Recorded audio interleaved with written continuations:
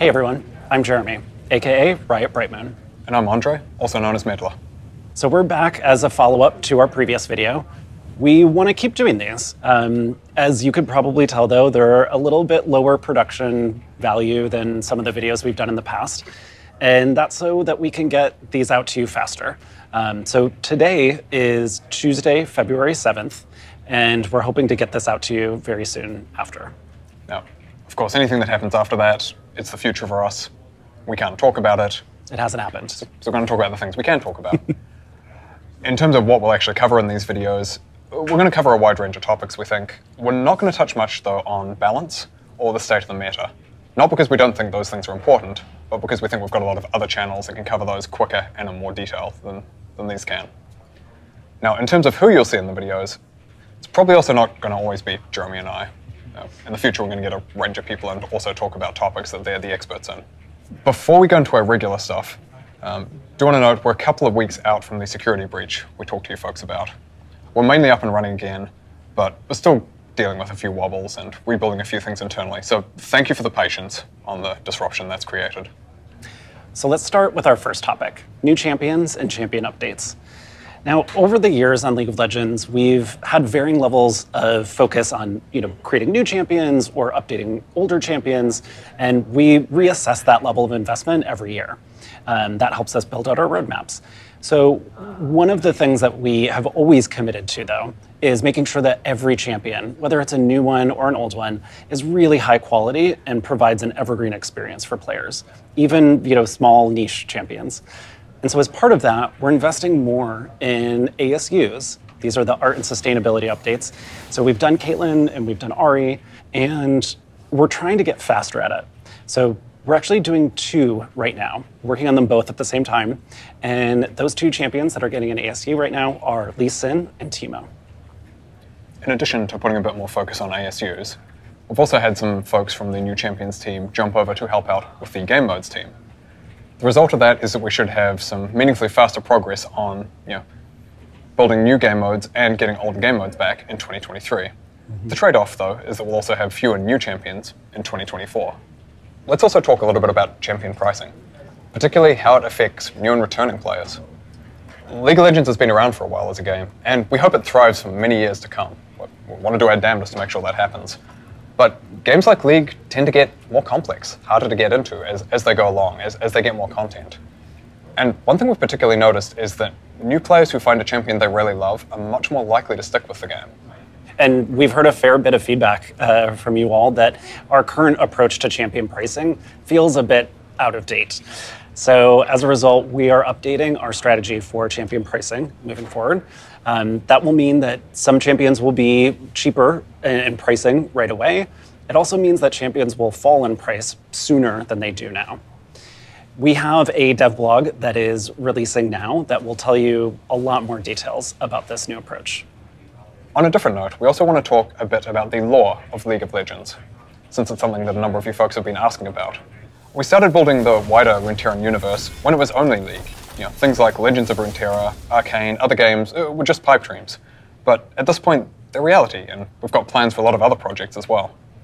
But one point of frustration we've heard from you folks, and that we feel ourselves, is that storytelling in different places can be inconsistent at times, in terms of how different parts of the story or characters of the world are portrayed in different places. And we agree, we don't think that makes for a good experience. So we're going to be a lot more thoughtful, a lot more deliberate about how we make a consistent and cohesive wider Runeterran experience. We can't share too many details about that just right now, which I realize is not the most satisfactory answer. But we did want to share with you folks where we're going directionally, what we're trying to do, so that even though it may look quiet at the moment, you've got the context that behind the scenes we're actually doing a lot to set ourselves up for the long run and be able to deliver those really cohesive stories that I think we're all hungry for. All right, so let's talk about game modes. It's just going to be a brief update because we actually have a dev blog that's released now that you can read a lot more detail on where we're at with game modes. 2 things I want to draw your attention to, though, right now is in that blog, we talk about preseason ARAM changes, what you liked, what you didn't like, and by and large, the feedback has been really positive, with the exception of Tower Rubble. So we're going to be working on that.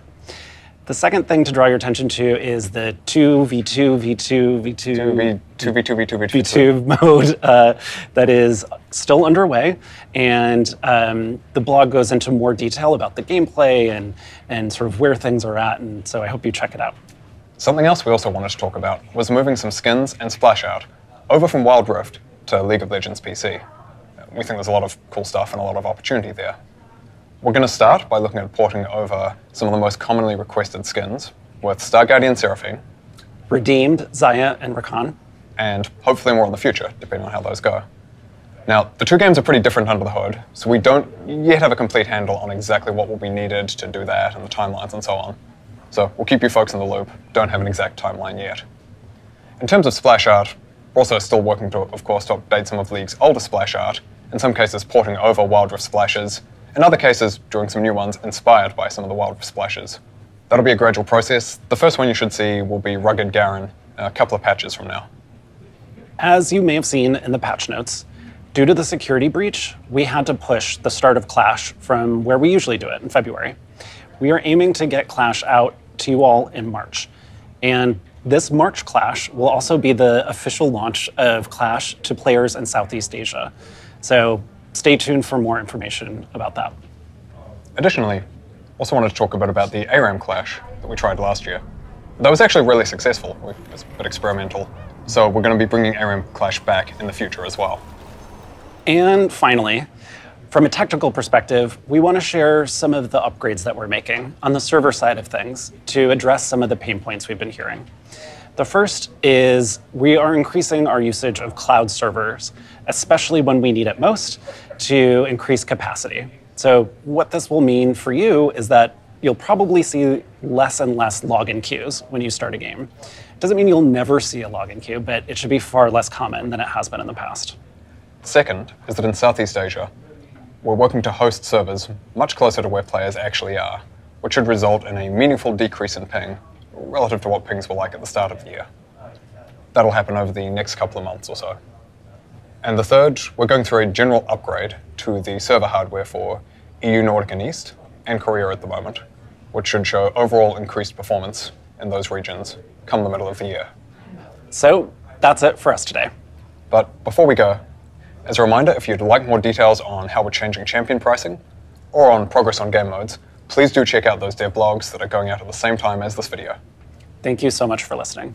Thank you, and bye.